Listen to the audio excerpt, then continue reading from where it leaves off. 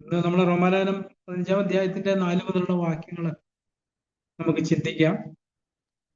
4-ാമത്തെ വാക്യം നമ്മൾ ഇങ്ങനെ വായിക്കുന്നു: എന്നാൽ മുന്നെഴുതിയിരിക്കുന്നതൊക്കെയും നമ്മുടെ ഉപദേശത്തിനായിട്ട് നമുക്ക് തിരുവെഴുത്തുകളാൽ ഉളവാകുന്ന സ്ഥിരതയാലും ആശ്വാസത്താലും പ്രത്യാശ ഉണ്ടാകേണ്ടത് തന്നെ എഴുതിയിരിക്കുന്നു. നമുക്കറിയാം, നമ്മുടെ അടിസ്ഥാന പ്രമാണം എന്ന് പറയുന്നത് ദൈവത്തിന്റെ വചനമാണ്. നമ്മുടെ അകത്തെ മനുഷ്യൻ ദൈവത്തിന്റെ വചനത്താലാണ് ജീവിക്കുന്നത്. എങ്ങനെയാണ് ഈ തിരുവെഴുത്തുകളാൽ നമുക്ക് സ്ഥിരതയും ആശ്വാസവും ഉണ്ടാകുന്നത്? നമ്മൾ തീമോഥെയോസിൽ അതിനെക്കുറിച്ച് 2 തീമോഥെയോസിൽ വായിക്കുന്നുണ്ട്. തീമോഥെയോസിനോട് പൗലോസ് പറയുമ്പോൾ, നിന്നെ രക്ഷയ്ക്ക് ജ്ഞാനിയാക്കുവാൻ മതിയായ തിരുവെഴുത്തുകളെ ബാല്യം മുതൽ അറിയുകയും ചെയ്യുന്നത് കൊണ്ട്. ദൈവജനത്തിന്റെ അറിവ് നമ്മളെ രക്ഷയിലേക്കാണ് നയിക്കുന്നത്. രക്ഷയിലേക്കെന്ന് പറയുമ്പോൾ, നെഹമ്യാവിന്റെ പുസ്തകത്തിൽ 9-ാമത്തെ അധ്യായത്തിൽ നമ്മൾ ഇങ്ങനൊരു കാര്യം വായിക്കുന്നുണ്ട്. നെഹമ്യാവിന്റെ പുസ്തകം 9-ാം അധ്യായത്തിന്റെ 3-ാമത്തെ വാക്യത്തിൽ അവിടെ, പിന്നെ അവർ തങ്ങളുടെ നിലയിൽ തന്നെ എഴുന്നേറ്റ് നിന്നു, അന്ന് ഒരു യാമത്തോളം തങ്ങളുടെ ദൈവമായ യഹോവയുടെ ന്യായപ്രമാണ പുസ്തകം വായിച്ചു കേൾക്കുകയും പിന്നെ ഒരു യാമത്തോളം പാപങ്ങളെ ഏറ്റുപറഞ്ഞ് തങ്ങളുടെ ദൈവമായ യഹോവയെ നമസ്കരിക്കുകയും ചെയ്തു. ഒരു യാമം ദൈവവചനം കേൾക്കുന്നു, പിന്നെ ഒരു യാമം തങ്ങളുടെ പാപങ്ങളെ ഏറ്റുപറഞ്ഞ് ദൈവത്തെ നമസ്കരിക്കുന്നു. യഥാർത്ഥത്തിലുള്ള ദൈവത്തിന്റെ കേൾവി നമ്മളെ നിരന്തരമായിട്ട് പാപബോധത്തിലേക്ക് നടത്തിക്കൊണ്ടേയിരിക്കും. അതിന്റെ അനന്തരഫലമായിട്ട് നമ്മൾ മാനസാന്തരപ്പെട്ട് തിരിയുന്നു. അങ്ങനെ നമ്മൾ മാനസാന്തരപ്പെടും തോറും നമ്മുടെ പ്രത്യാശ വർദ്ധിച്ചുകൊണ്ടേയിരിക്കും. നമ്മൾ പാപത്തിൽ തുടരുമ്പം നമുക്ക് പ്രത്യാശ ഉണ്ടാവത്തില്ല. പാപം വിട്ട് കർത്താവിലേക്ക് തിരിയുമ്പോഴാണ് നമുക്ക് പ്രത്യാശയും ധൈര്യവും ഉണ്ടാകുന്നത്. നമ്മൾ ദൈവനം കേൾക്കുകയും ദൈവനം വായിക്കുകയൊക്കെ ചെയ്യുമ്പോൾ ഈ നിലയിലുള്ളൊരു അനുഭവം നമ്മുടെ ജീവിതത്തിൽ സംഭവിക്കുന്നുണ്ട്. നമ്മുടെ പാപങ്ങളെ കണ്ടെത്തുകയും ദൈവത്തിലേക്ക് തിരിഞ്ഞ് അവയെ ഏറ്റുപറഞ്ഞ് അനുദപിച്ച് മാനസാന്തരപ്പെടുകയും ചെയ്യുന്ന ഒരു പ്രക്രിയ നമ്മുടെ ഉള്ളിൽ നടക്കുന്നുണ്ടെങ്കിൽ നമുക്ക് പ്രത്യാശ വർദ്ധിച്ചുകൊണ്ടേയിരിക്കും. ഞാനിങ്ങനെ ചിന്തിക്കുകയായിരുന്നു, ഏതളവിൽ നമ്മൾ മാനസാന്തരപ്പെടുന്ന ആ അളവിൽ ദൈവസ്നേഹം കൊണ്ട് നമ്മൾ കൂടുതൽ കൂടുതൽ നിറയപ്പെട്ടുകൊണ്ടേയിരിക്കും. ഈ സ്നേഹം വർദ്ധിക്കുന്നില്ലെങ്കിൽ നമ്മൾ എന്തോ കാര്യമായ ഒരു തകരാറുണ്ടെന്നുള്ളതാണ്. ആത്യന്തികമായിട്ട് നമ്മുടെ മീറ്റിങ്ങുകളും വചനകേൾവിയും എല്ലാം ഈ സ്നേഹത്തിലുള്ളൊരു വർധനയിലേക്കാണ് നമ്മളെ നടത്തേണ്ടത്. നമ്മൾ സ്നേഹത്തിലും വർദ്ധിച്ചു വരുന്നുണ്ടോന്നത് നമ്മൾ മനസ്സിലാക്കുന്ന, തിരിച്ചറിയാനുള്ള പ്രധാനപ്പെട്ട ഒരു വഴി നമ്മുടെ കുടുംബജീവിതത്തിൽ സ്നേഹം വർദ്ധിക്കുന്നുണ്ടോ എന്നുള്ളതിന്റെ അടിസ്ഥാനത്തിലാണ്. അങ്ങനെ വർദ്ധിക്കുന്നില്ലെങ്കിൽ നമ്മുടെ ഉള്ളിൽ തിരുവെഴുത്തിലൊരു പ്രവൃത്തി ചെയ്യാനായിട്ട് കഴിയുന്നില്ല. അവിടെ 2 തീമോഥെയോസ് 3-ാം അധ്യായത്തില് തുടർന്ന് 16-ാമത്തെ വാക്യത്തിൽ നമ്മൾ ഇങ്ങനെ വായിക്കുന്നത്: എല്ലാ തിരുവെഴുത്തും ദൈവശസ്യമാകിയാൽ ദൈവത്തിന്റെ മനുഷ്യൻ സകല സൽപ്രവൃത്തിക്ക് വകപ്രാപിച്ച് തികഞ്ഞവനാകേണ്ടതിന് ഉപദേശത്തിനും ശാസനത്തിനും ഗുണീകരണത്തിനും നീതിയിലെ അഭ്യാസത്തിനും പ്രയോജനമുള്ളതാകുന്നു. തിരുവെഴുത്തുകൾ നിരന്തരമായിട്ട് നമ്മുടെ ഉള്ളിൽ ഈ ഒരു പ്രക്രിയ ചെയ്തുകൊണ്ടേയിരിക്കണം.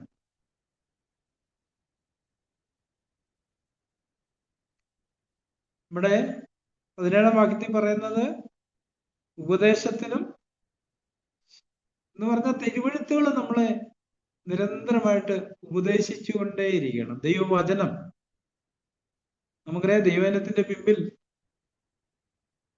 അക്ഷരമുണ്ട്, ആത്മാവുമുണ്ട്. ആത്മാവ് എപ്പോഴും ഒരു ദൈവവേദനെ വചനത്തിലൂടെയാണ് ഉണർത്തി ഉത്സാഹിപ്പിക്കുകയും ശുദ്ധീകരിക്കുകയും പണിയുകയും ചെയ്തുകൊണ്ടിരിക്കുന്നത്. ദൈവവചനത്തിലൂടെയാണ് നമുക്ക് കൂടുതൽ ദർശനങ്ങള്, കാഴ്ചപ്പാടുകള് ഒക്കെ നൽകാനായിട്ട് പരിശുദ്ധാത്മാവ് സഹായിക്കുന്നത്. ഈ തിരുവെഴുത്തിനെ നമ്മൾ അവഗണിക്കുന്നിടത്ത് വളരെ പ്രധാനപ്പെട്ട ഒരു തെറ്റാണ് നമ്മൾ ചെയ്യുന്നത്.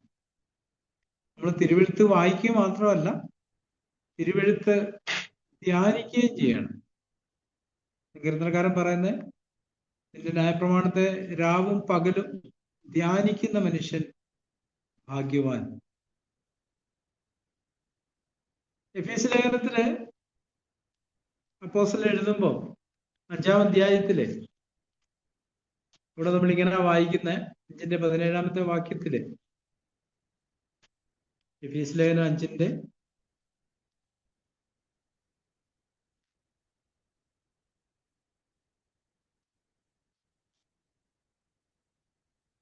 കൊലോസ് ലേഖനം 3-ാം അധ്യായത്തിലാണത്. അവിടെ പറഞ്ഞിരിക്കുന്ന ഒരു കാര്യം, ദൈവത്തിന്റെ വചനം ഐശ്വര്യമായി നിങ്ങളുടെ ഹൃദയങ്ങളിൽ വസിക്കട്ടെന്ന 16-ാം വാക്യത്തില്. സങ്കീർത്തനങ്ങളിൽ സ്തുതികളാലും ആത്മീയഗീതങ്ങളും തമ്മിൽ പഠിപ്പിച്ചും ബുദ്ധി ഉപദേശിച്ച് നന്ദിയോടെ നിങ്ങളുടെ ഹൃദയങ്ങൾക്ക് ദൈവത്തിന് പാടി, ഇങ്ങനെ ക്രിസ്തുവിന്റെ വചനം ഐശ്വര്യമായി സകല ജ്ഞാനത്തോടും കൂടെ നിങ്ങളിൽ വസിക്കട്ടെ.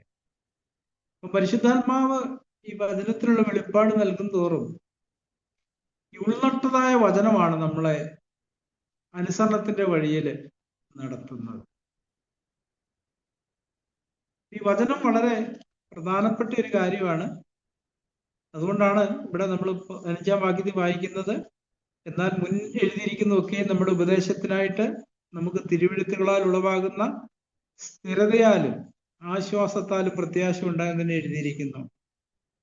തിരുവെഴുത്തുകൾ നമുക്ക് നൽകുന്ന മറ്റൊരു കാര്യം സ്ഥിരത എന്നുള്ളതാണ്. അല്ല, നമ്മളെല്ലാം അഭിമുഖീകരിക്കുന്ന ഒരു പ്രശ്നമാണ് സ്ഥിരതയില്ലായ്മ. ദൈവമുമ്പാകെ നമ്മൾ പല തീരുമാനങ്ങളും എടുക്കും, കുറച്ച് ദിവസം അത് അനുഷ്ഠിക്കും, പിന്നീട് നമ്മൾ പിന്മാറിപ്പോകും. ഈ സ്ഥിരത ഉണ്ടെങ്കിൽ മാത്രമേ നമ്മൾ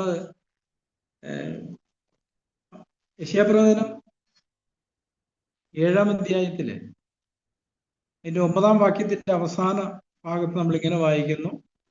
യെശയ്യാപ്രവചനം 7-ാം അധ്യായം 9-ാം വാക്യത്തിന്റെ അവസാന ഭാഗത്ത്, നിങ്ങൾക്ക് വിശ്വാസമില്ലെങ്കിൽ സ്ഥിരവാസവുമില്ല. നമുക്ക് സ്ഥിരത വിശ്വാസവുമായിട്ട് ബന്ധപ്പെട്ട് കിടക്കുന്ന ഒരു കാര്യമാണ്. നമുക്ക് വിശ്വാസം ഉണ്ടായാൽ നമുക്ക് സ്ഥിരതയുണ്ടാവും. അപ്പൊ സ്ഥിരതയില്ലെങ്കിൽ അതിന്റെ കാരണം, നമ്മൾ വിശ്വാസം ഉണ്ടെന്നൊക്കെ പറയുന്നുണ്ടെങ്കിലും യഥാർത്ഥത്തിലുള്ള ഒരു വിശ്വാസം നമുക്ക് ഇല്ല എന്നുള്ളതാണത് കാണിക്കുന്നത്. തുടർന്ന് 5-ാം വാക്യത്തിലേക്ക് വരുമ്പം, എന്നാൽ നിങ്ങൾ ഐക്യമത്യപ്പെട്ട് നമ്മുടെ കർത്താവ് യേശുക്രിസ്തുവിന്റെ പിതാവായ ദൈവത്തെ ഏക മനസ്സോടെ ഒരു വായിനാൽ മഹത്വീകരിക്കേണ്ടതിന് സ്ഥിരതയും ആശ്വാസവും നൽകുന്ന ദൈവം നിങ്ങൾക്ക് ക്രിസ്തുയേശുവിന് അനുരൂപമായി തമ്മിൽ ഏക ചിന്തയോടെ ഇരിപ്പാൻ കൃപ നൽകുമാറാകട്ടെ. അപ്പൊ മുകളിൽ നമ്മൾ ചിന്തിച്ചൊരു കാര്യം, ദൈവവചനത്തിലൂടെ നമുക്ക് സ്ഥിരത, ആശ്വാസവും പ്രത്യാശയൊക്കെ ഉണ്ടാകുന്നു പറഞ്ഞതിന് ശേഷം 5-ാം വാക്യത്തിലേക്ക് വരുമ്പം സ്ഥിരത ആശ്വാസം നൽകുന്ന ദൈവം തന്നെയാണ് ഈ സ്ഥിരത ആശ്വാസവും നൽകുന്നത്. ഈ ദൈവത്തിന്റെ കേൾവി നമ്മളിൽ എങ്ങനത്തെ ഒരു പ്രവൃത്തിയാണ് ചെയ്യുന്നത്? നമ്മളെ കൂടുതൽ പുതുക്കുകയും ഉത്സാഹിപ്പിക്കുകയും ധൈര്യപ്പെടുത്തുകയും പ്രത്യാശ നൽകുകയും ചെയ്യുന്ന ഒരു പ്രക്രിയയാണോ, അതോ കുറ്റബോധവും അധൈര്യവും ഭയവും സംശയമൊക്കെ ഉളവാക്കുന്ന ഒരു പ്രക്രിയയാണോ ചെയ്യുന്നത്?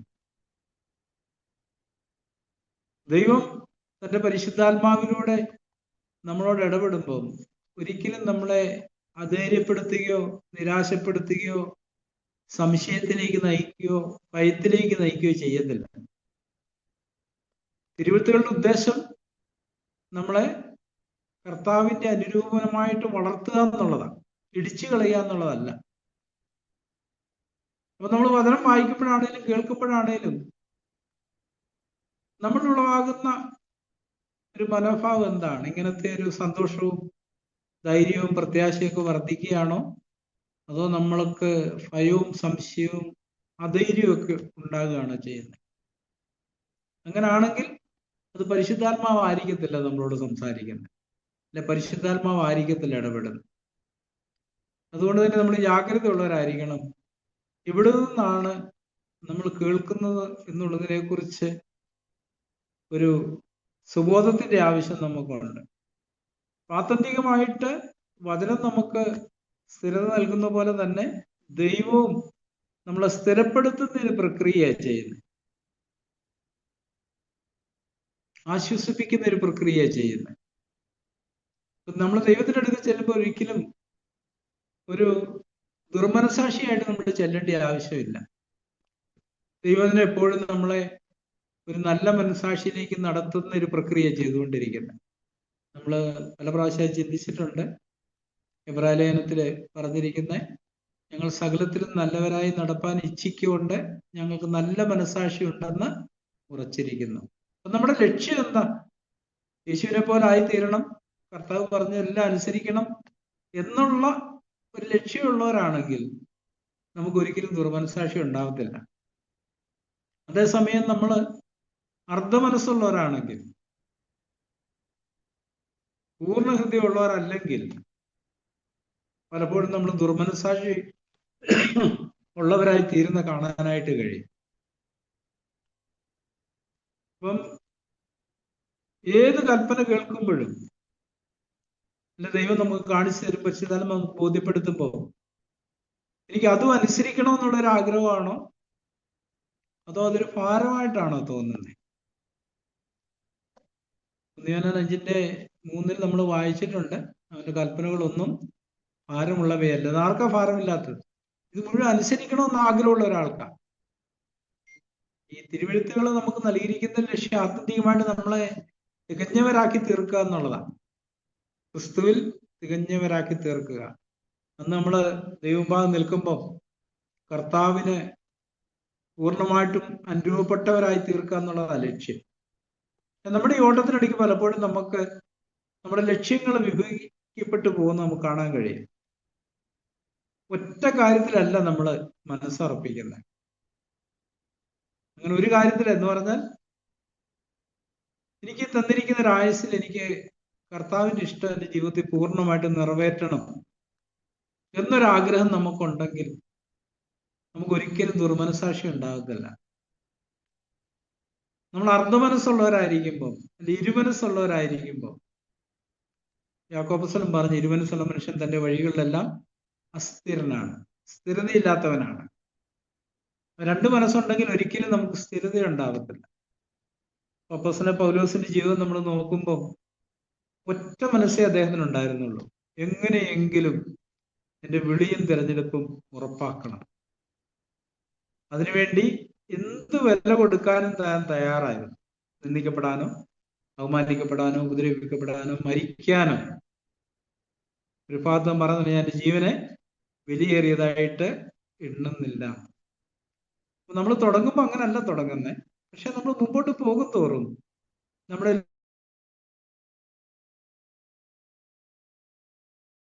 ലക്ഷ്യങ്ങളിൽ വ്യക്തതയും നമ്മൾ മുമ്പോട്ട് പോകും തോറും നമ്മുടെ ഓട്ടത്തിന് സ്പീഡ് കൂടണം, നമ്മൾ പൂർണ്ണ ഹൃദയമുള്ളവരായി തീരണം. എങ്ങനെയെങ്കിലും എൻ്റെ ദൈവത്തിന് ഇഷ്ടം മുഴുവൻ എൻ്റെ ജീവിതത്തിൽ നിറവേറണം. അങ്ങനത്തെ ഒരു ലക്ഷ്യങ്ങളിലേക്ക് നമ്മൾ കടന്നു പോയിക്കൊണ്ടേ ഇരിക്കുന്നില്ലെങ്കിൽ കർത്താവ് പറഞ്ഞ ശിഷ്യത്വത്തിന്റെ വ്യവസ്ഥ നമ്മൾ ലംഘിക്കുന്നുണ്ടെന്ന് അത് കാണിക്കാം.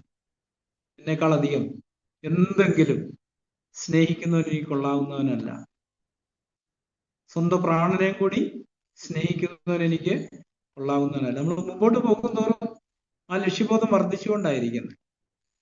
അങ്ങനെ സംഭവിക്കുന്നില്ലെങ്കിൽ പരിശുദ്ധാത്മാവ് ആഗ്രഹിക്കുന്ന ഒരു പ്രവൃത്തി നമ്മുടെ ഉള്ളില് നടക്കുന്നില്ല എന്നുള്ളതാണ് നമ്മൾ കാണിക്കുന്നത്.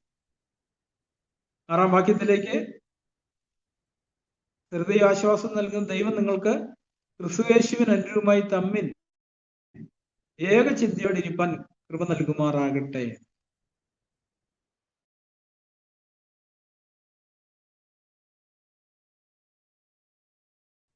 ഞാൻ കണ്ടെത്തിയൊരു കാര്യം, നമ്മുടെ ദൈവം നമ്മുടെ കൂടെ ഓടാൻ വിളിച്ചവരോടുള്ള ബന്ധത്തിൽ ഏക ചിന്തയുള്ളവരായിരിക്കാനായിട്ട് നമുക്ക് കഴിയും. നമ്മുടെ ലക്ഷ്യങ്ങളെല്ലാം ഉപേക്ഷിച്ചിട്ട് കർത്താവിനെ മാത്രം ലക്ഷ്യമാക്കി നമ്മൾ ഓടുമ്പോൾ നമുക്ക് അവരോടുള്ള ബന്ധത്തിൽ ഏക ചിന്തയുള്ളവരായിരിക്കാനായിട്ട് കഴിയും. നമുക്കറിയാം, അതിന്റെ അർത്ഥം നമ്മൾ ഉപദേശങ്ങളിൽ പൂർണ്ണമായിട്ട് യോജിക്കുന്നെന്നോ അങ്ങനെയുള്ള കാര്യങ്ങളൊന്നും അല്ല. നമുക്ക് ഇന്ത്യൻ പട്ടാളത്തെ കുറിച്ച് ചിന്തിച്ചിട്ടുണ്ടെങ്കിൽ നമ്മുടെ ഇന്ത്യൻ സൈന്യത്തില് എത്രയോ സംസ്ഥാനങ്ങളിൽ നിന്നുള്ള പട്ടാളക്കാരാവുള്ളത്, വിവിധ ഭാഷയും സംസ്കാരവും. പക്ഷെ ഇന്ത്യ എന്നുള്ള ഏക ലക്ഷ്യത്തോടുള്ള ബന്ധത്തിലാണ് അവരെല്ലാം ഒന്നിച്ചു നിന്ന് പോരാടുന്നത്. അവർക്ക് ഒറ്റ ചിന്തയേ ഉള്ളൂ, ഇന്ത്യ എന്ന് പറഞ്ഞ പോലെ തന്നെ ഇവിടെ പറഞ്ഞിരിക്കുന്ന ക്രിസ്തുവേശുവിന് അനുരൂപമായി തമ്മിൽ ഏക ചിന്തയോടിരിപ്പാൻ കൃപ നൽകുമാറാകട്ടെ. നമുക്ക് ഏക ലക്ഷ്യമാകുമ്പോൾ നമ്മുടെ ഇടയിൽ നമുക്ക് ഒരേ ചിന്തയുള്ളവരായിരിക്കാനായിട്ട് കഴിയും. ആത്മാവിനെ നമ്മൾ കൂടുതൽ അനുസരിക്കും തോറും ഏക മനസ്സുള്ളവരായിട്ട് നമ്മൾ ക്രിസ്തുവിൽ വളരാനായിട്ട് ഇടയായിത്തീരും. 7-ാമത്തെ വാക്യം, അതുകൊണ്ട് ക്രിസ്തു ദൈവത്തിന്റെ മഹത്വത്തിനായി നിങ്ങളെ കൈക്കൊണ്ടതുപോലെ നിങ്ങളും അന്യോന്യം കൈക്കൊള്ളുകയും. ദൈവം നമ്മളെ കൈക്കൊണ്ടപ്പം നമ്മുടെ അവസ്ഥ എന്തായിരുന്നു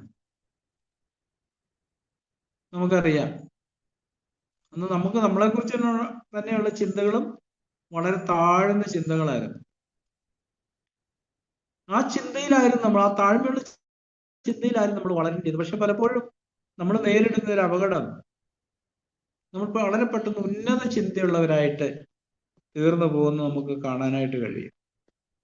നമുക്ക് ഉന്നത ചിന്തയുള്ളപ്പോഴാണ് മറ്റുള്ളവരെ ഉൾക്കൊള്ളാൻ നമ്മൾ വിസമ്മതിക്കുന്നത്.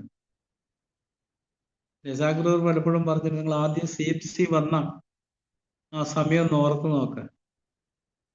എനിക്ക് പേരും വേണ്ട, സ്ഥാനവും വേണ്ട, ഒരു മൂലയ്ക്ക് ഞാൻ തൃപ്തനായിട്ട് ഇരുന്നോളാം എന്നുള്ളൊരു ചിന്തയിലാണ് യഥാർത്ഥ ദൈവത്തിലേക്ക് വരുമ്പോൾ വരുന്നത്.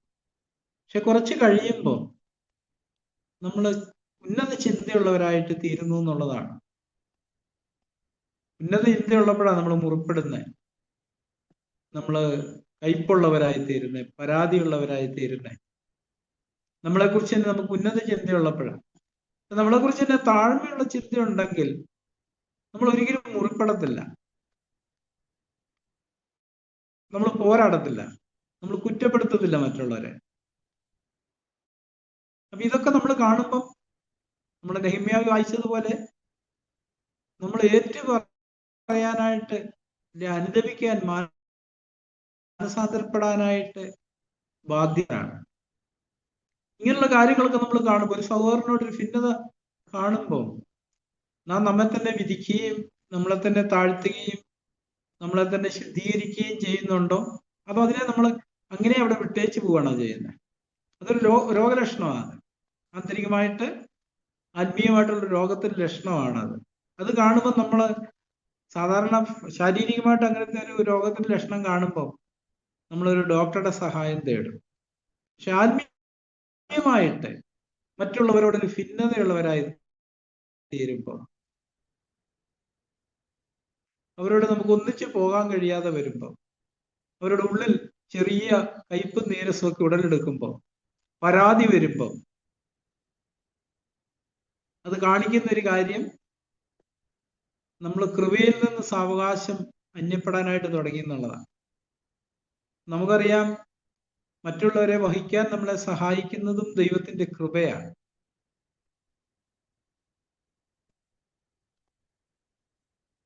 നമ്മൾ നിങ്ങളെ ചിന്തയുള്ളവരാകുമ്പോൾ കൃപ നമുക്ക് നഷ്ടപ്പെടാൻ ഇടയായിത്തീരും. നമ്മുടെ ആത്മീയ കണ്ണുകൾ അന്ധമായിത്തീരും, നമ്മുടെ തിരിച്ചറിവ് നഷ്ടപ്പെടും. എന്നാൽ നമ്മളെ തന്നെ ന്യായീകരിക്കുകയും നീതീകരിക്കുകയും ഒക്കെ ചെയ്യാനായിട്ട് തുടങ്ങും. ആ ചിന്തകൾ വരുന്നത് നമ്മൾ കൃപയിൽ നിന്ന് അന്യപ്പെടുമ്പോഴാണ്. അത് കാണുമ്പോൾ അത് രോഗലക്ഷണമാണ് തിരിച്ചറിഞ്ഞിട്ട് നമ്മൾ പരിശോധനയോടും നിലവിളിയോടും കൂടി ദൈവത്തിന്റെ മുഖം അന്വേഷിക്കേണ്ട ഒരു ആവശ്യമുണ്ട്. മത്തായി 24:12 നമ്മളിങ്ങനെ വായിക്കുന്നുണ്ട്, അധർമ്മം പെരുകുന്നതുകൊണ്ട് അനേകരുടെ സ്നേഹം തണുത്തു പോകും. കുടുംബജീവിതത്തില് ഈ സ്നേഹം തണുക്കുമ്പോൾ അതിന്റെ കാരണം പാപമാണെന്ന് നമ്മൾ തിരിച്ചറിയുന്നുണ്ട്. നമ്മുടെ ഉള്ളിൽ പാപം പ്രവേശിച്ചിട്ടുണ്ട് എവിടെയോ. അതാണ് എനിക്ക് എൻ്റെ ഭാര്യയോടുള്ള ബന്ധത്തിൽ, കുഞ്ഞുങ്ങളോടുള്ള ബന്ധത്തിൽ, അതാണ് സഭയിൽ സഹോദരന്മാരുള്ള ബന്ധത്തിൽ എൻ്റെ സ്നേഹം, ആ സ്നേഹത്തിന്റെ ഊഷ്മളത നഷ്ടപ്പെടാനുള്ള കാരണം എവിടെയോ ഞാൻ പാപത്തിന് ഇട കൊടുക്കാനായിട്ട് തുടങ്ങിയിട്ടുണ്ട്. പരിശുദ്ധാത്മാവ് നമ്മളെ ബോധ്യപ്പെടുത്താനായിട്ട് നിരന്തരമായിട്ട് ശ്രമിച്ചുകൊണ്ടേയിരിക്കും. പക്ഷേ നമുക്കത് കേൾക്കാൻ മനസ്സില്ലാത്തവരായിരിക്കും നമ്മളതിനെ അവഗണിക്കും. സാത്താൻ എപ്പോഴും ശ്രമിച്ചുകൊണ്ടിരിക്കുന്ന ഒരു കാര്യം നമ്മളെ കഠിനപ്പെടുത്താനായിട്ടാണ്. അതുകൊണ്ട് എബ്രാഹിം നമ്മൾ വായിക്കുന്ന പാപത്തിന്റെ ചതിയാൽ കഠിനപ്പെടാതിരിക്കേണ്ടതിന് ഇന്ന് എന്ന് പറയുന്നിടത്തോളം നാൾതോറും അന്യോന്യം പ്രബോധിപ്പിച്ചുകൊള്ളുകയും ഡെയിലി ദിവസം തോറും ആവശ്യമുണ്ടെന്നാണ് പറയുന്നത്. ഞാൻ കഠിനപ്പെടാനായിട്ട് 24 മണിക്കൂറിനകം നമ്മൾ കഠിനന്മാരായി തീരാൻ സാധ്യതയുണ്ട്. അതുകൊണ്ടാണ് നാൾതോറും അന്യോന്യം പ്രബോധിപ്പിക്കാനായിട്ട് നമ്മളോട് പറഞ്ഞിരിക്കുന്നത്. അപ്പൊ നമുക്ക് നമ്മളെ തന്നെ തിരിച്ചറിയാൻ കഴിയും. നമ്മുടെ ആ സ്നേഹത്തിന്റെ ഊഷ്മളത നഷ്ടപ്പെടുമ്പോൾ നാം മനസ്സിലാക്കണം, മറ്റുള്ളവരിലല്ല കുഴപ്പം, നമ്മളിലാ കുഴപ്പം.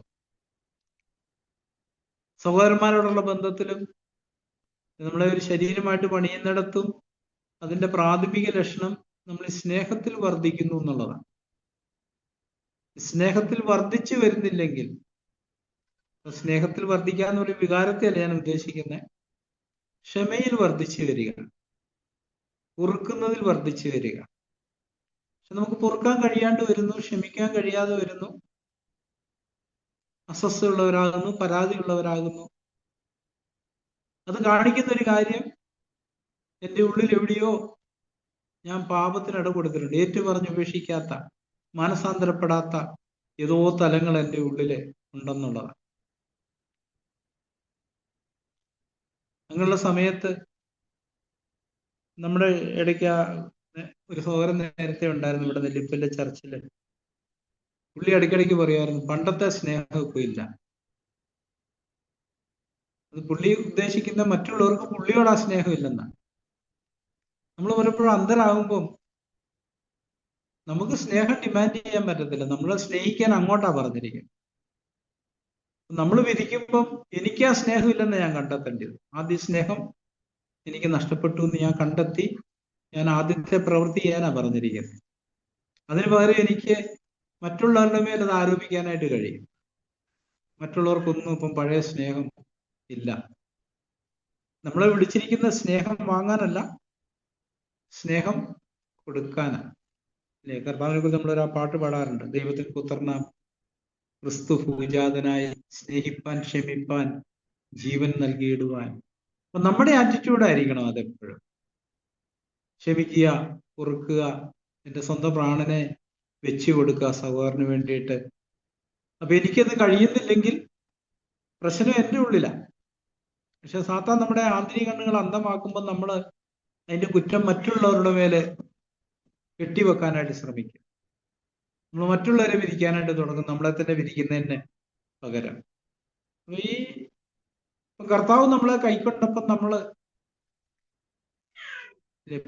വെറും പാഴ്ശൂന്യമായിട്ട് കിടന്നവരായിരുന്നു. അങ്ങനെ അവസ്ഥയല്ല ദൈവം നമ്മളെ കൈക്കൊണ്ട്. ദൈവം നമ്മളെ കൈക്കൊണ്ട് നമ്മുടെ ഉള്ളിൽ ചില പ്രവൃത്തിയെല്ലാം ചെയ്തു കഴിയുമ്പോൾ നമുക്കൊരു നിഗളത്തിന്റെ ചിന്തകൾ വരാനുള്ള സാധ്യതയുണ്ട്. ഇതൊക്കെ പലപ്പോഴും നമ്മൾ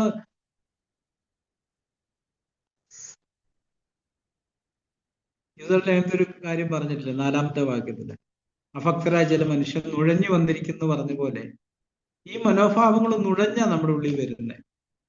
നമുക്കത് തിരിച്ചറിയാൻ പലപ്പോഴും കഴിയാണ്ട് പോകും.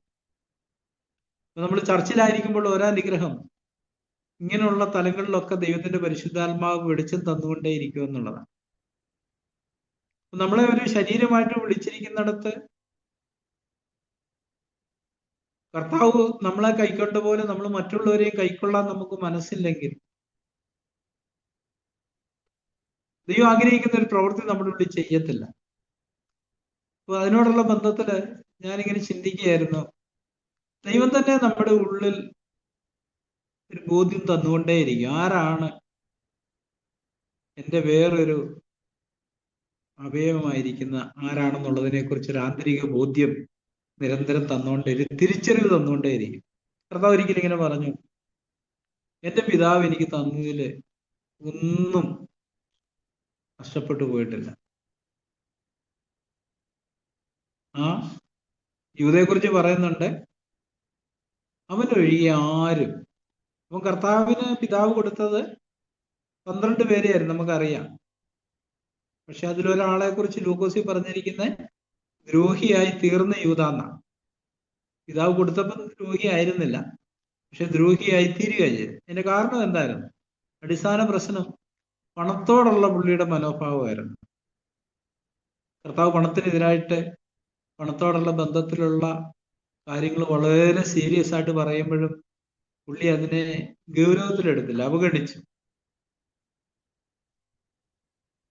അതിന്റെ അനന്തരഫലമായിരുന്നു പുള്ളി വഴിതെറ്റിപ്പാനിടയായി തീർന്നൊരു കാര്യം. അപ്പൊ നമ്മളെയും വിളിച്ച് ഒരു ശരീരമായിട്ട് ദൈവം പണിയുന്നിടത്ത് നമ്മുടെ ആത്മാവിൽ, ഹൃദയത്തിൽ ഒരു ബോധ്യം ഉണ്ടാവും, ആരൊക്കെയാണ് ദൈവം എനിക്ക് തന്നിട്ടുള്ളവര്.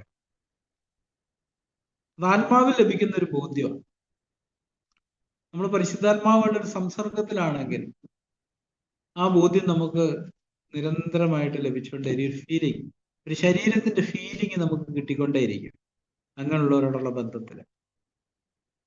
അത് പരിശുദ്ധാത്മാവ് അവരുടെയും നമ്മുടെ ഹൃദയങ്ങളെ പരിവർത്തിക്കുന്നതിന് അനന്തരഫലമായിട്ട് ഉളവാകുന്ന ഒരു കാര്യമാണ്.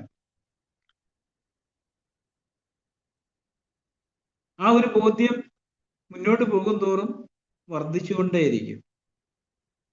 അവരോടുള്ള ബന്ധത്തിൽ നമ്മുടെ മനോഭാവം എപ്പോഴും ഓപ്പൺ ആയിരിക്കും, തുറന്നതായിരിക്കും. അവരുടെ ഭാഗത്ത് നിന്ന് പല വീഴ്ചയും കുറവുകളും ഇതൊക്കെ വരുന്നുണ്ടെങ്കിലും സ്നേഹം പാപങ്ങളുടെ ബഹുത്വത്തെ മറയ്ക്കുന്നു എന്നൊരു വാക്യമുണ്ട്. ആ ഒരു പരിശുദ്ധാത്മാവ് ലഭിക്കുന്ന ബോധ്യത്തിന്റെ അനന്തരഫലമായിട്ട് അതെല്ലാം നമുക്ക് ക്ഷമിക്കാൻ കഴിയും, പൊറുക്കാൻ കഴിയും, കണക്കിടാതിരിക്കാനായിട്ട് കഴിയും. അത് മാത്രമല്ല, ആ ഒരു സെൻസ് നമുക്ക് കൂടിക്കൊണ്ടേയിരിക്കും. ഒരിക്കലും ഒരു സഹോദരന്റെ വിവാഹത്തോടുള്ള ബന്ധത്തില് പുള്ളി പെണ്ണൊക്കെ കണ്ടു. കുറച്ച് മുന്നോട്ട് പോയി കഴിഞ്ഞപ്പം പെണ്ണിന്റെ വീട്ടുകാർ പറഞ്ഞു, ഞങ്ങൾ മറ്റു കല്യാണം ആലോചിക്കുക, ഈ കല്യാണത്തിൽ നിന്ന് നിങ്ങൾക്ക് ഇനി വേറെ കല്യാണം ആലോചിക്കാം, ഇത് നടക്കത്തില്ലെന്ന്. അപ്പൊ ആ സഹോദരൻ ഞാനുമായിട്ട് സംസാരിക്കുമ്പം എന്നോട് ഈ കാര്യം പറഞ്ഞിട്ട് എന്നോട് ചോദിച്ചു, ജോസിന്റെ അഭിപ്രായം എന്താ? ഞാൻ പറഞ്ഞു, എൻ്റെ അഭിപ്രായം പെണ്ണു വീട്ടുകാര് വേറെ കല്യാണം ആലോചിക്കുന്ന നടക്കുകയെന്ന് പറഞ്ഞാൽ നടക്കുകയെന്ന് തന്നെയാന്ന് പറഞ്ഞു. എന്നോട് പറഞ്ഞൊരു മറുപടി ഉണ്ട്, എന്നാ ജോസ് നോക്കി ഈ കല്യാണം തന്നെ നടക്കും. പക്ഷെ എനിക്ക് വിശ്വസിക്കാൻ പറ്റില്ല. പക്ഷെ ഏകദേശം 2-3 ആഴ്ച കഴിഞ്ഞപ്പം അവര് പറഞ്ഞു, ഞങ്ങൾ ഇത് തന്നെ ആലോചിക്കാന്ന് പറഞ്ഞു. ആ കല്യാണം നടന്നു. ഞാൻ പറഞ്ഞു വന്നത്, ആ ബ്രദർ എന്നോട് പറഞ്ഞത്, എൻ്റെ ഉള്ളിൽ പരിശുദ്ധാത്മാവ് എനിക്ക് നല്ല ബോധ്യം തന്നിട്ടുണ്ട്, ഈ പെൺകുട്ടിയാണ് ദൈവം എനിക്ക് വേണ്ടി ഒരുക്കിയിരിക്കുന്നത്. അതുകൊണ്ട് എന്ത് സംഭവിച്ചാലും വേറൊരു കല്യാണം നടക്കില്ല, ഇത് തന്നെ നടക്കത്തുള്ളൂ. ഞാൻ പറഞ്ഞ അങ്ങനത്തെ ഒരു ബോധ്യം പരിശുദ്ധാത്മാവ് നമ്മുടെ ഉള്ളിലും നൽകിക്കൊണ്ടേയിരിക്കും. ഒരു ശരീരമായിട്ട് പണിയപ്പെടുന്നതിനോടുള്ള ബന്ധത്തിൽ ആ ഒരു ബോധ്യം തരിക മാത്രമല്ല, ആ ബോധ്യം വർദ്ധിച്ചു വന്നുകൊണ്ടേയിരിക്കും. അതുകൊണ്ട് തന്നെ അങ്ങനെയുള്ളവരോടുള്ള ബന്ധത്തിൽ നമ്മൾ ഏത് അറ്റം വരെ എന്തുമാത്രം ദൂരം പോകാനും നമ്മൾ മനസ്സുള്ളവരായിരിക്കും. എന്ന് പറഞ്ഞാൽ ക്ഷമിക്കാനും, പൊറുക്കാനും, കരുണ കാണിക്കാനും, ദോഷം കണക്കിടാതിരിക്കാനും, ഉത്സാഹിപ്പിക്കാനും. നമുക്ക് അങ്ങനത്തെ ഒരു പരിശുദ്ധാത്മാവിനൊരു നിയോഗം നമ്മുടെ ഉള്ളിൽ നിരന്തരമായിട്ട് വന്നുകൊണ്ടേയിരിക്കും. ഇപ്പൊ സാഗ് ബ്രദർ പലപ്പോഴും പറയാറില്ല, CFC ബാംഗ്ലൂർ തുടങ്ങിയപ്പം ആദ്യം ഉണ്ടായിരുന്ന ഭൂരിപക്ഷം പേരും ഒന്നും ചർച്ചിലില്ല, അവരൊക്കെ ചർച്ച വിട്ടു പോയി. ഞാൻ പറഞ്ഞു വരുന്നൊരു കാര്യം, ഇപ്പൊ ഒരു ശരീരമായിട്ട് ദൈവം പണിയുന്നു എന്ന് ബോധ്യമുള്ള, അങ്ങനെ കൂട്ടിച്ചേർക്കുന്നവർ ഒരിക്കലും പോകത്തില്ല. കർത്താവ് പറഞ്ഞല്ലോ, ആർക്കും എൻ്റെ കയ്യിൽ നിന്ന് പിടിച്ചു പറിക്കാൻ കഴിയത്തില്ല, പിതാവ് ആണ് എല്ലാവരിലും വലിയവൻ. അപ്പൊ നമ്മുടെ ജീവിതത്തിന്റെ A to Z എല്ലാം ദൈവം മുൻകൂട്ടി പ്ലാൻ ചെയ്ത് എഴുതി വെച്ചിട്ടുണ്ട്. അപ്പൊ നമ്മൾ ആ ദൈവഹിതം തിരിച്ചറിയുന്നതിൽ, മനസ്സ് പുതുക്കുന്നതിൽ നമ്മൾ വിശ്വസ്തരാണെങ്കിൽ നമുക്ക് കാര്യങ്ങളെ കുറിച്ചുള്ള ഒരു ആന്തരിക ബോധ്യം നിരന്തരമായിട്ട് കിട്ടിക്കൊണ്ടേയിരിക്കും. അത് വർദ്ധിച്ചു വന്നുകൊണ്ടേയിരിക്കും. ഒരു ശരീരത്തിന്റെ പണി അങ്ങനെയുള്ളവരുടെ കൂട്ടത്തിലാണ് നടക്കുക. ഇവിടെ നമ്മുടെ 7-ാം വാക്യത്തിൽ വായിച്ച അതുകൊണ്ട് ക്രിസ്തു ദൈവത്തിന്റെ മഹത്വത്തിനായി നിങ്ങളെ കൈക്കൊണ്ടതുപോലെ നിങ്ങളും അന്യോന്യം കൈക്കൊള്ളുവീൻ എന്ന് പറഞ്ഞ കുറവുകളും വീഴ്ചകളും പരാജയങ്ങളും ഒക്കെയുള്ള ആ അവസ്ഥയിൽ തന്നെയാണ് നമ്മളെല്ലാവരെയും കൈക്കൊണ്ടത്. നമ്മുടെ യാതൊരു നന്മയും കണ്ടിട്ടല്ല. ഇസ്രായേലിന്റെ തെരഞ്ഞെടുപ്പിനുള്ള ബന്ധത്തില് എസ്കേൽ പ്രവൃത്തി ഇങ്ങനെ വാക്യമുണ്ട്, ഞാൻ കടന്നു പോകുമ്പോൾ നീ വഴിയരികെ രക്തത്തിൽ കുളിച്ച് കിടക്കുന്നത് കണ്ടു, എനിക്ക് നിന്നോട് കരുണ തോന്നി, ഞാൻ നിന്നെ കൈക്കൊണ്ടു.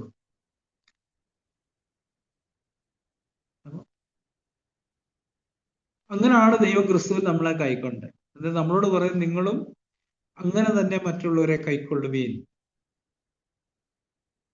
നമുക്കറിയാം നമ്മുടെ പ്രാകൃത മനുഷ്യൻ ഇതിനെതിരാണ്, സോഡിഷ്മൻ. പക്ഷെ ഇതെല്ലാം നമ്മുടെ ആത്മാവിലാണ് നമ്മൾ തിരിച്ചറിയുന്നത്. നമ്മുടെ ആത്മാവ് നമ്മളോട് പറയും, ഈ സഹോദരൻ ദൈവം എനിക്ക് തന്ന സഹോദരനാണ്, അല്ലെ ഈ സഹോദരി. ഇനി അതിടയ്ക്ക് നമ്മുടെ അടുത്ത് നിന്ന് പോയാലും അത് തിരിച്ചു വരും, നമുക്ക് കാണാനായിട്ട് കഴിയും. പോയിട്ട് തിരിച്ചു വരും. ആ നിലയിൽ പണിയാനാണ് ഞാൻ സഹോദരന്റെ ഉദാഹരണം പറഞ്ഞതുപോലെ കാര്യങ്ങൾ നേരായ വണ്ണം അല്ല നടക്കുന്നത് നമുക്ക് തോന്നിയാൽ പോലും പിന്നീട് കാര്യങ്ങളൊക്കെ ക്രമപ്പെടുന്നത് നമുക്ക് കാണാനായിട്ട് കഴിയും. നമ്മുടെ ഈ ഭൂമിയിൽ നമ്മളായിരിക്കുമ്പം നമ്മുടെ ആത്യന്തിക ലക്ഷ്യം കർത്താവിന്റെ ശരീരത്തിന്റെ ഒരു പണിയില് പൂർണ്ണ ഹൃദയമുള്ളവരായിരിക്കണമെന്നുള്ളതാണ്. ഏതളവിൽ നമ്മളെ തന്നെ പൂർണ്ണമായിട്ട് ഏൽപ്പിച്ചു കൊടുക്കുന്നോ ആ അളവിലെ ആ ഒരു പ്രവൃത്തി നമ്മുടെ ഉള്ളിൽ സംഭവിക്കത്തുള്ളൂ. അപ്പൊ നമുക്ക് തന്നിരിക്കുന്ന സഹോദരന്മാരോടുള്ള ബന്ധത്തിൽ ഈ ഒരു ഇതൊരു അടിസ്ഥാന പ്രമാണങ്ങളിലൊന്നായി 7-ാം വാക്യം. അതുകൊണ്ട് ക്രിസ്തു ദൈവത്തിന്റെ മഹത്വത്തിനായി നിങ്ങളെ കൈക്കൊണ്ടതുപോലെ നിങ്ങളും അന്യോന്യം കൈക്കൊള്ളുവീൻ. 8-ാം വാക്യത്തിലേക്ക് വരുമ്പോൾ പിതാക്കന്മാർക്ക് ലഭിച്ച വാഗ്ദത്തങ്ങളെ ഉറപ്പിക്കേണ്ടതിന് ക്രിസ്തു ദൈവത്തിന്റെ സത്യനിമിത്തം പരിച്ഛേദനയ്ക്ക് ശുശ്രൂഷകനായി തീർന്നുവെന്നും ജാതികൾ ദൈവത്തെ എന്റെ കരുണ നിമിത്തം മഹത്തീകരിക്കണമെന്നും ഞാൻ പറയുന്നു. പത്രോസ് അപ്പോസ്തലൻ പറയുന്നുണ്ട്, ദൈവത്തിന്റെ കരുണയെ ദീർഘക്ഷമയെ രക്ഷയെന്ന് വിചാരിപ്പീൻ. ഇവിടെ ജാതികളോടുള്ള ബന്ധത്തിൽ പറയുന്നത് അവന്റെ കരുണ നിമിത്തം മഹത്തീകരിക്കണം എന്ന് ഞാൻ പറയുന്നു. അതുകൊണ്ട് ഞാൻ ജാതികളിടയിൽ നിന്നെ വാഴ്ത്തി നിന്റെ നാമം സ്തുതി പാടുമെന്ന് എഴുതിയിരിക്കുന്നല്ലോ. മറ്റൊരിടത്ത് ജാതികളെ അവന്റെ ജനത്തോടൊന്നിച്ച് ആനന്ദിപ്പീൻ എന്ന് പറയുന്നു. സകല ജാതികളുമായിട്ട് ഒരേ കർത്താവിനെ സ്തുതിപ്പീൻ, സകല വംശങ്ങളും അവനെ സ്തുതിക്കട്ടെ എന്നും പറയുന്നു. നമുക്കറിയാം, നമ്മളത് പഠിച്ചു മുൻപ് പഠിച്ചപ്പോൾ നമുക്ക് രക്ഷ വരേണ്ടതിന് ഇസ്രായേലിന് അംശമായി കാഠിന്യം ഭവിച്ചിരിക്കുന്നു.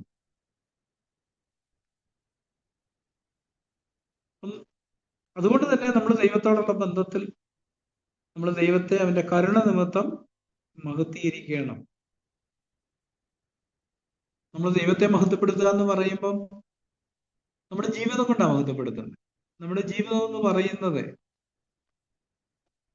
ഒരു നന്ദിയുടെ പ്രകാശനമുള്ള ഒരു ജീവിതമായിരിക്കണം.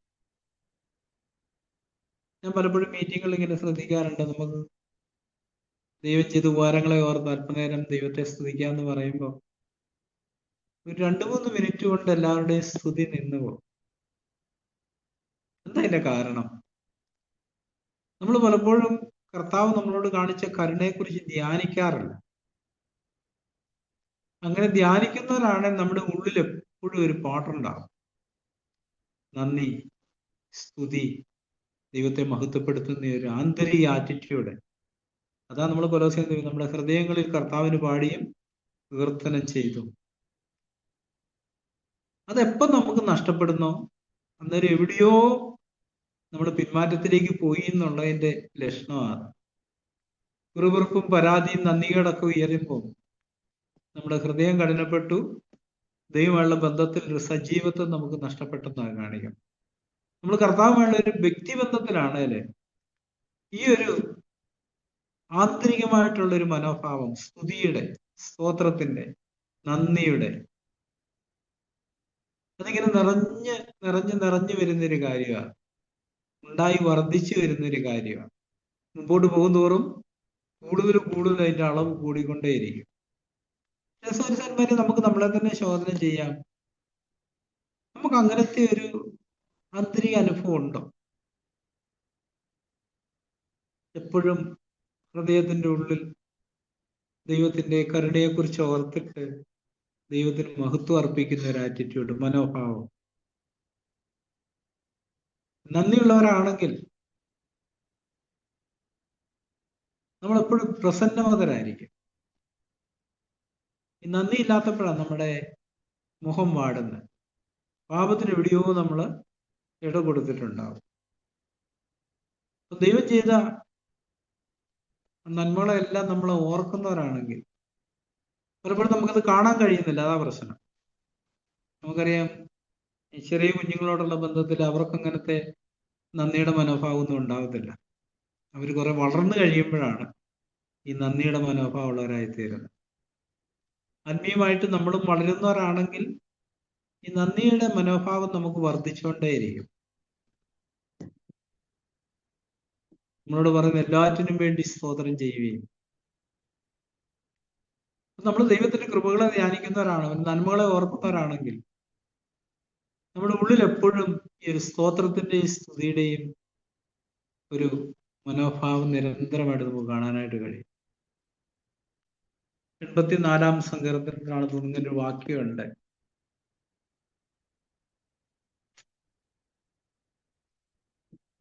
ഇതിന്റെ 4-ാം വാക്യം, 84-ന്റെ 4. നിന്റെ ആലയത്തിൽ വസിക്കുന്നവർ ഭാഗ്യവാന്മാർ, അവർ നിന്നെ നിത്യം സ്തുതിച്ചുകൊണ്ടിരിക്കും. അപ്പൊ ദൈവത്തിന്റെ സാന്നിധ്യം നമ്മുടെ ഉള്ളിൽ ഉണ്ടെങ്കിൽ എപ്പോഴും ഒരു സ്തുതി നമ്മുടെ ഉള്ളിൽ നിന്ന് വന്നുകൊണ്ടേയിരിക്കും. അപ്പൊ ആ സ്തുതി ഇല്ലെങ്കിൽ ദൈവത്തിന്റെ സാന്നിധ്യം ഇല്ല എന്നുള്ളതാണ് കാണിക്കുന്നത്. 16-ാം സങ്കീർത്തനത്തില് നമ്മളിങ്ങനല്ലേ വായിക്കുന്നത്. 11-ാം വാക്യമാണെന്ന് തോന്നുന്നു. ദൈവത്തിന്റെ സന്നിധിയിൽ സന്തോഷത്തിന്റെ പരിപൂർണതയും അവന്റെ വലതുഭാഗത്ത് എപ്പോഴും പ്രമോദങ്ങളും ഉണ്ട്. അപ്പൊ സഹോദരന്മാരെ, നെഹമ്യാവ് നമ്മൾ വായിച്ചതുപോലെ ദൈവത്തിന് മുമ്പാകെ നമ്മൾ ആയിരിക്കുകയും നമ്മുടെ പാപങ്ങളെ കാണുകയും മാനസാന്തരപ്പെടുകയും ഏറ്റുപറഞ്ഞ് ഉപേക്ഷിക്കുകയും ചെയ്യുന്നവരാണെങ്കിൽ ഈ സ്തുതിയുടെ ഒരു നന്ദിയുടെ, ദൈവത്തിന്റെ സാന്നിധ്യത്തിന്റെ ഒരു നിറവ് നമുക്ക് അനുഭവിക്കാനായിട്ട് കഴിയും. അപ്പം അത് നമ്മൾ പലപ്പോഴും കാണുന്നില്ലെങ്കിൽ നമ്മളോട് മാനസാന്തരപ്പെടാനാ പറയുന്നത്. നമുക്ക് നിരാശപ്പെടാനായിട്ട് ദൈവം ഒരിടത്തും നമ്മളോട് നിരാശപ്പെടാനായിട്ട് പറയുന്നില്ല. അത് വളരെ പ്രധാനപ്പെട്ട ഒരു കാര്യമാണ്. ഇപ്പം നമ്മൾ ദൈവത്തിന്റെ വായിൽ നിന്ന് വരുന്ന വചനം കൊണ്ടാണ് ജീവിക്കേണ്ടി. ഒരു കാലം നമ്മൾ അങ്ങനെ അല്ലായിരുന്നു. ജഡത്തിനും മനോവികാരങ്ങൾക്കും ഇഷ്ടമാതി ചെയ്തുകൊണ്ട് പ്രകൃതിയിലെ കോപത്തിന്റെ മക്കളായിരുന്നു. നമ്മൾ വീണ്ടെടുത്തിട്ട് നമ്മൾ ഇനിയും വചനപ്രകാരമാണ് നടക്കേണ്ടത്. മനുഷ്യനപ്പം കൊണ്ട് മാത്രമല്ല, ദൈവത്തിന്റെ വായിൽ നിന്ന് വരുന്ന സകല വചനം കൊണ്ടും ജീവിക്കുന്നു. അപ്പൊ നമ്മുടെ ആന്തരിക ജീവിതത്തിൽ സാത്താൻ ശ്രമിച്ചുകൊണ്ടിരിക്കുന്നത് നമ്മുടെ ആത്മാവിനെ നശിപ്പിക്കാനായിട്ടാണ്. പത്രോസ് ലേഖനം നമ്മൾ പലപ്പോഴും ചിന്തിച്ചിട്ടുണ്ട്. നിങ്ങളുടെ ആത്മാവിനോട് പോരാടുന്ന ജഡമോഹങ്ങളെ വിട്ടകന്ന്. ഈ ജഡത്തിൽ നിന്ന് വരുന്നത് എന്താ? നിരാശപ്പെട്ടിരിക്കാൻ, പരാതി പറയാൻ, ഉറുപെറുപ്പാൻ, ആ ഒരു പ്രലോഭനമാണ് നമ്മളിൽ നിന്ന് വരുന്നത്. പക്ഷെ നമ്മൾ അതിന് വിധേയപ്പെടുന്നത് നമ്മൾ പരാജയപ്പെട്ടു. അപ്പൊ നമ്മൾ ആത്മാവിനെ അനുസരിച്ച് നടക്കുമ്പം, ആത്മാവിനാൽ ജീവിക്കുമ്പം നമ്മുടെ ഉള്ളിൽ എപ്പോഴും ആത്മാവിന്റെ ഫലത്തിന്റെ ഒരു തള്ളലായിരിക്കും ഉണ്ടാകുക. സ്നേഹം, സന്തോഷം, സമാധാനം. ആദ്യം പറഞ്ഞിരിക്കുന്ന 3 കാര്യങ്ങൾ: സ്നേഹം, സന്തോഷം, സമാധാനം. ദൈവരാജ്യത്തിന്റെ അനുഭവത്തെക്കുറിച്ച് കർത്താവ് പറഞ്ഞപ്പോഴും ഇത് തന്നെയാണ് പറഞ്ഞത്.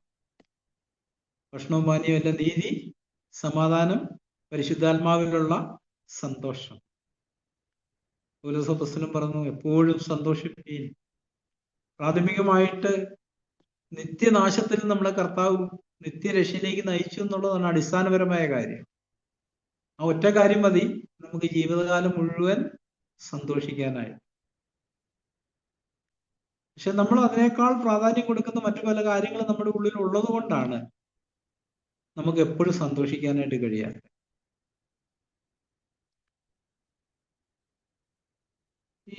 ഞാൻ ഈ ദിവസങ്ങളിൽ ഇങ്ങനെ ചിന്തിച്ചൊരു കാര്യം, 1 തെസ്സലോനിക്കർ 5:16, 17, 18 വാക്യങ്ങളിൽ എപ്പോഴും പ്രാർത്ഥിപ്പീൻ, ഇടപെടാതെ സ്തോത്രം ചെയ്യുവീൻ. നമ്മളത് ചെയ്യാൻ പറയുന്നതിന്റെ കാരണം എന്താ? കാരണം അത് പാപത്തെ ജയിക്കാനല്ല, സാത്താനെ ജയിക്കാനുള്ള ഒരു ആയുധമാണ്. നമുക്ക് ആ വാക്യം ഒന്ന് നോക്കാം. പലപ്പോഴും നമ്മളിങ്ങനെയുള്ള വാക്യങ്ങളൊക്കെ വളരെ പെട്ടെന്ന് മറന്നു. 1 തെസ്സലോനിക്കർ 5, 16, 17, 18 വാക്യങ്ങളാണ്. മൂന്ന് ചെറിയ വാക്യങ്ങളാണത്.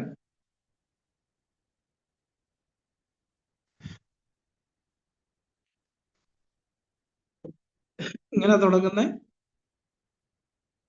എപ്പോഴും സന്തോഷിപ്പീൻ, ഇടപെടാതെ പ്രാർത്ഥിപ്പീൻ, എല്ലാറ്റിനും സ്തോത്രം ചെയ്യുവീൻ. എപ്പോഴും സന്തോഷിക്കാൻ കാരണം എന്താ?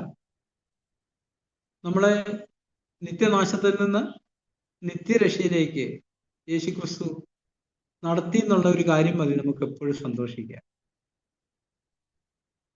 എപ്പോഴും സന്തോഷിപ്പീൻ, ഇടപെടാതെ പ്രാർത്ഥിപ്പീൻ. നമ്മള് അങ്ങനെ ചിന്തിക്കാറില്ല, ആ നിലയിൽ ചിന്തിക്കാറില്ല. ഈ കാര്യങ്ങളൊക്കെ ഇതല്ലോ നിങ്ങളെ കുറിച്ച് ക്രിസ്തുയേശുവിൽ ദൈവേഷ്ടം. അപ്പൊ നമ്മൾ കണ്ടെത്തേണ്ടത് എന്തുകൊണ്ടാണ് എനിക്ക് എപ്പോഴും സന്തോഷിക്കാൻ കഴിയാത്ത, എന്തുകൊണ്ടാണ് എനിക്ക് ഇടപെടാതെ പ്രാർത്ഥിക്കാൻ കഴിയാത്ത, എന്തുകൊണ്ടാണ് എനിക്ക് എല്ലാറ്റിനും വേണ്ടി സ്തോത്രം ചെയ്യാൻ കഴിയാത്ത. ഞാൻ ദൈവീതം അന്വേഷിക്കുന്ന ഒരാളാണെങ്കിൽ എന്റെ ലക്ഷ്യം ഇതായിരിക്കും, ഈ വചനം എൻ്റെ ഉള്ളിൽ ജഡമായി തീരണം, യാഥാർത്ഥ്യമായി തീരണം. അപ്പൊ ഞാൻ എന്നെ തന്നെ ശോധന ചെയ്യുകയും എന്നെ തന്നെ ശുദ്ധീകരിക്കുകയും ചെയ്യുന്നിടത്ത് ഈ ഒരു അനുഭവം ആരംഭിച്ച് വർദ്ധിച്ചു വരുന്ന ഒന്നാണ്.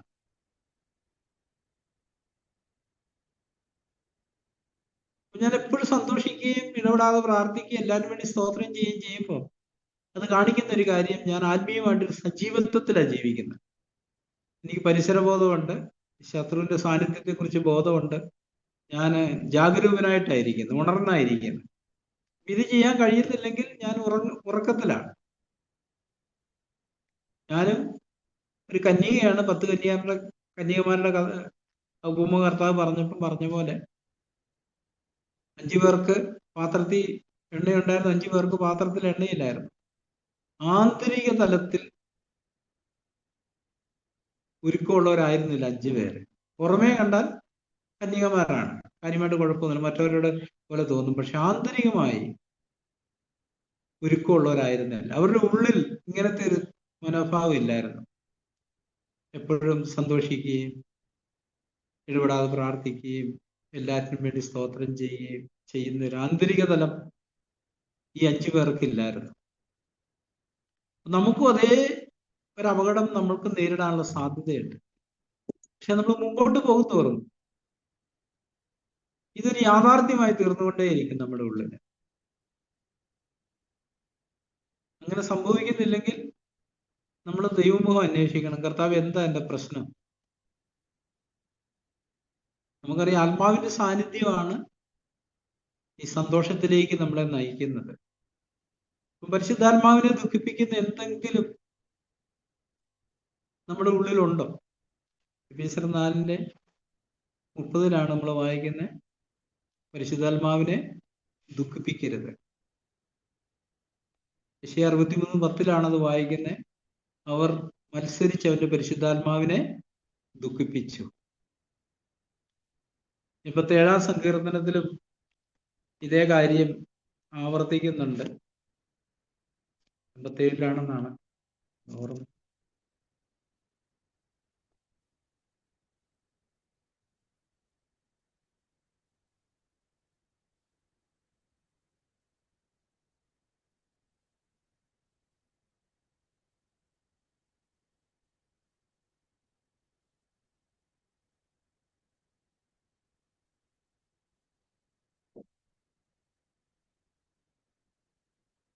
78-ാം സങ്കീർത്തനത്തിന്റെ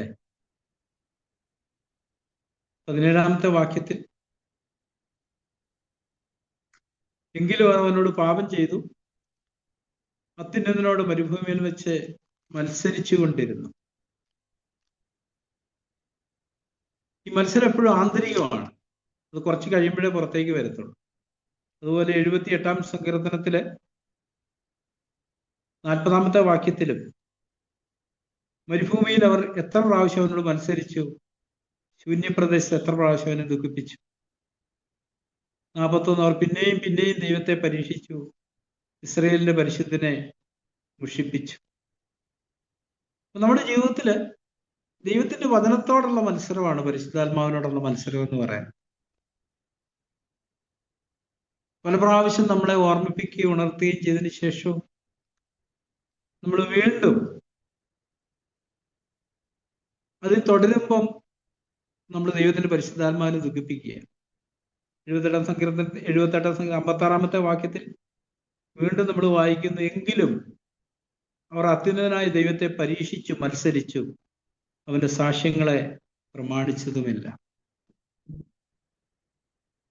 നമ്മൾ ശിശു വളർന്നു വരുന്ന പോലെയാണ് നമ്മുടെ ക്രിസ്ത്യ ജീവിതത്തില്. നമ്മൾ കൂടുതൽ അനുസരണത്തിന്റെ ദാസന്മാരായി തീരും തോറുമാണ് നമ്മൾ പാപത്തിൽ നിന്നുള്ള സ്വാതന്ത്ര്യം പ്രാപിക്കുന്നത്. വെറുപ്പും കോപവും നിരാശയും മോഹവും കയ്പും നീരസവും, നമ്മളിതിനെല്ലാം ജയിക്കാനായിട്ടാണ് നമ്മളെ വിളിച്ചിരിക്കുന്ന സൗരസന്മാരെ. അതുകൊണ്ട് നമുക്ക് ഒരു പോരാട്ടത്തിലായിരിക്കും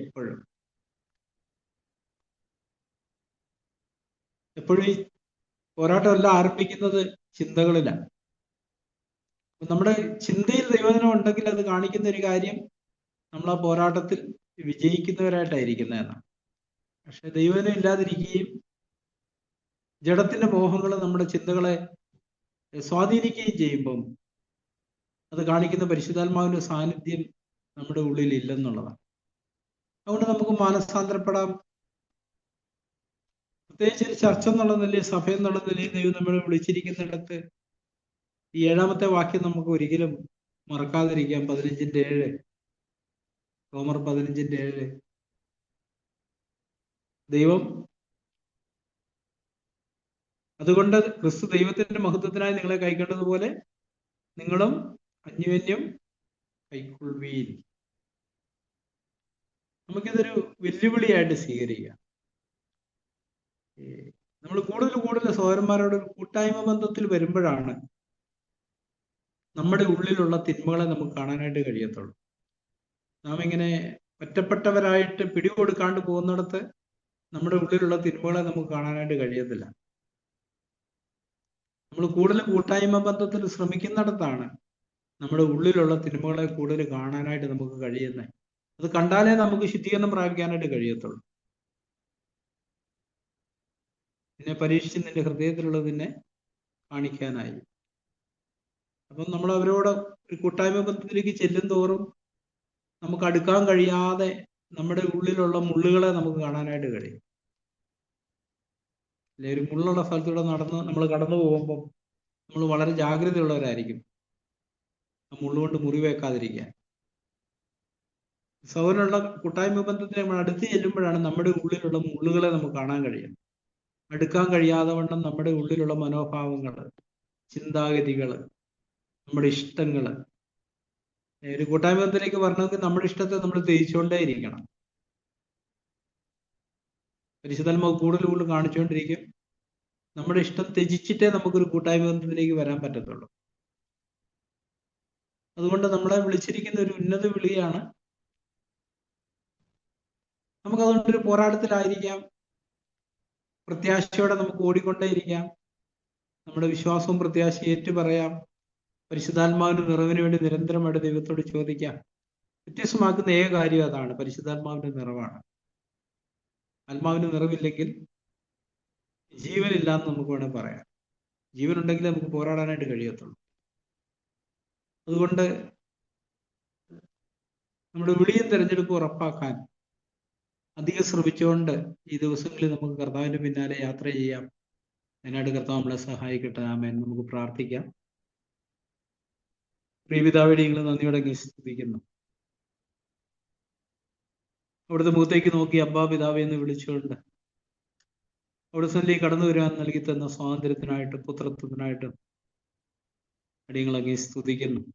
അടിയങ്ങളെ തിരഞ്ഞെടുത്തിരിക്കുന്നത് ഫലമുള്ളവരായി തീരാനായിട്ടാണല്ലോ കർത്താവേ. നിങ്ങളുടെ ഫലം നിലനിൽക്കേണ്ടതിനുമാണല്ലോ. പരിശുദ്ധാത്മാവിനെ അടിയങ്ങളെ നിറച്ച് സ്വന്തം ജീവനെ ത്യജിച്ച് അവിടുത്തെ ഇഷ്ടം ചെയ്ത് ഫലമുള്ളവരായി തീർന്ന് അവിടുത്തെ നാമത്തെ മഹത്വപ്പെടുത്തുവാൻ അടിയങ്ങളെ ശക്തീകരിക്കണമെന്ന് പ്രാർത്ഥിക്കുന്നു. യേശുവിന്റെ നാമത്തിൽ ചോദിക്കുന്നു പിതാവേ.